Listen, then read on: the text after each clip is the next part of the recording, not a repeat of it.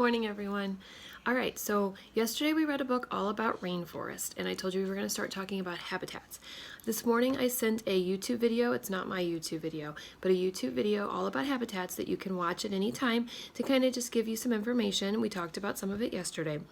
And then as the week goes on, we're going to talk about more habitats and the animals and plants that live there. So today we're going to switch from the rainforest, which was very wet and very green and had lots of different animals on the floor of the rainforest, on the trees, and then at the top of the trees. It has animals that can live and survive throughout the rainforest, to the desert, which obviously is way different. A desert isn't going to have that rain, and it's going to be harder for the animals to survive. So most of you have logged into your Epic account that I had sent an email to your parents. If you haven't done that yet, go ahead and join us on Epic. Your class used it during library, so you should be pretty familiar with that. But I added the story that we're going to read today. It's called Deserts. So we'll read it together, and then you can read it on your own. And then at the end, there's a quiz if you want to take that. So we're going to get on to Epic. Okay, so we're going to get on to Epic. It's called just Deserts. To change the pages, you just go over to the right hand side and an arrow will pop up, and then you just click. Plants and animals live in many different places. One of these places is the desert. So this is one habitat. A desert can be very hot during the day. At night, it can get cold. That's something a lot of people don't know. That's a fact you might have learned, that deserts aren't always hot. They can get cold at night. When there's no sun shining, it can be cold. The ground is covered with sand. It is very dry. There is very little rain in a desert. So if it doesn't rain very much, the grass can't grow. So then it's just going to have sand there. It is hard for plants and animals and people to exist in the desert. There is very little food. Now notice it says it's hard for them to exist, but it doesn't say that it's impossible. So there are some plants and there are some animals, but they're going to have to make what we call adaptations or changes to survive in this environment, this habitat.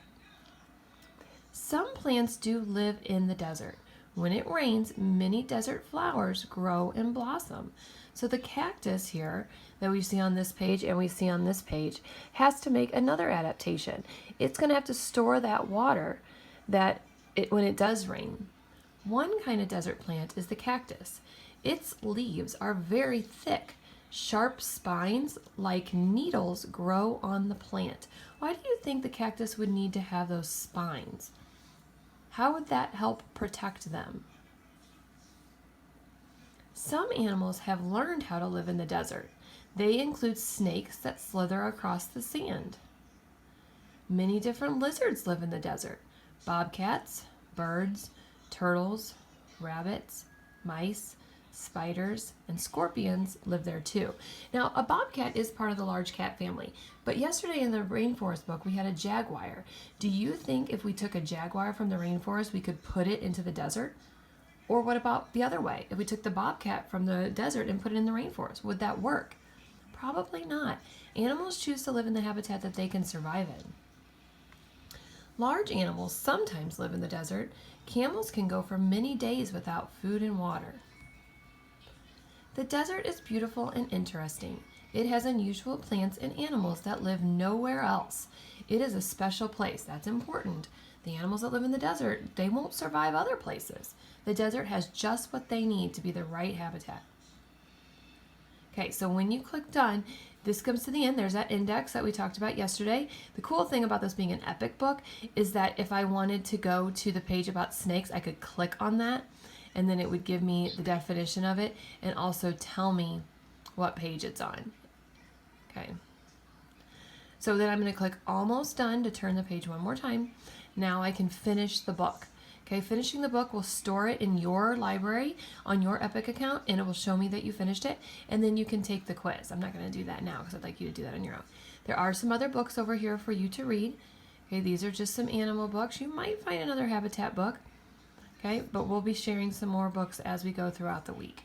All right, so enjoy your desert book and start making a list, which you'll see in the other YouTube video that I said, of all the habitats that we talk about, so that we can see all the different places that animals live around the world. Have a good day.